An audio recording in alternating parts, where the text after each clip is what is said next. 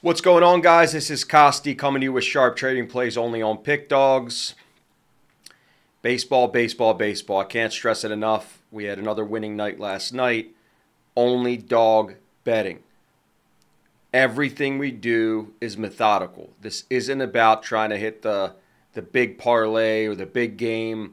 I talk about this on the morning show all the time. The only way you can overcome variance is to have as much volume as you can get down. So if you're betting my MLB, my NBA, the NIT, anything that I do, as well as the sub-market stuff like golf. We had Korean baseball this morning. I mean, we're not in it because we watch the games and we care about watching things on TV.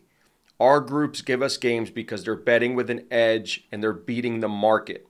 So it's no different than if you're looking at stock prices and somebody tells you, here, you're going to go in at a very low price and it's going to go up. That's no different than getting the best line on the game. And hypothetically, if you have -2.5 and it closes at -3.5, well, you have an advantage over the market. That's how these big syndicates operate. All they care about is having an edge. They understand they're going to lose 40%, 41% of their bets year round.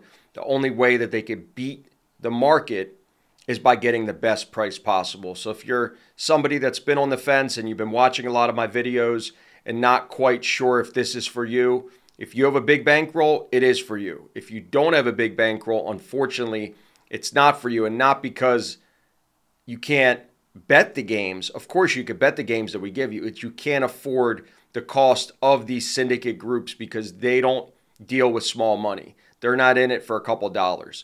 They're in it to give guys that could bet 1,000 or more a game opportunities to make 6 figures a year. So again, if you're somebody that's got a big bankroll and you want access to all my games, you have my number right on the screen. Shoot me a text. I'll feel free to give you a completely free consultation and give you some insight. A lot of times that's what I do mainly with my calls. I give people a lot of insight on the opportunities that they have, and not everybody joins. That's why we have less than 50 people on our Telegram channel and over 180,000 subscribers on the YouTube channel. So it's very, very particular, and we're picky with who we want on the channel because we don't want people not to succeed.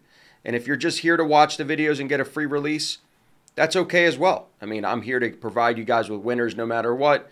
But if you just want one winner a day, watch the videos. If you're somebody that wants access to all my games, the number's right on the screen. Shoot me a text and I'll give you a completely free consultation as always. We are now at the NIT final. We have Indiana State facing off against Seton Hall. Obviously, both these teams have done exceptionally well and they've won every game as well as covered in this tournament. But you got to remember, it's geographical. Indiana State is playing basically a home game in its own state at Finkel Fieldhouse, which is where Butler plays their home games. So Indiana State is not even leaving their state to play this game. Obviously, they're going to have more fans than Seton Hall. So I love Indiana State. I've been riding them literally the entire NIT. Last time I lost with them was against Drake in the final of their conference tournament. And since then, they've dismembered SMU, a good team, won and covered. Minnesota, a decent team, won and covered. Cincinnati, a decent team, won and covered. And then Utah, won and covered, which again, Utah was a really formidable opponent as well because they played a lot of the Pac-12 teams that also and beat Pac-12 teams that actually did really well in the main tournament. Seton Hall, on the other hand, they beat St. Joe's, North Texas, UNLV, and Georgia. I think Georgia was very overvalued in the tournament. They played really well, but anytime I could fade Mike White, I'm going to do it all freaking day. And I was just very excited to finally put him out of his misery against Georgia. And I actually had Seton Hall on Tuesday night as well, and they got the job done and the cover. But even though I think this game is very close, I'm riding Indiana State all the way. Indiana State has the number one player for meme purpose in college basketball. He's a good player. Robbie Avila is really good, but we don't need to call him by that name.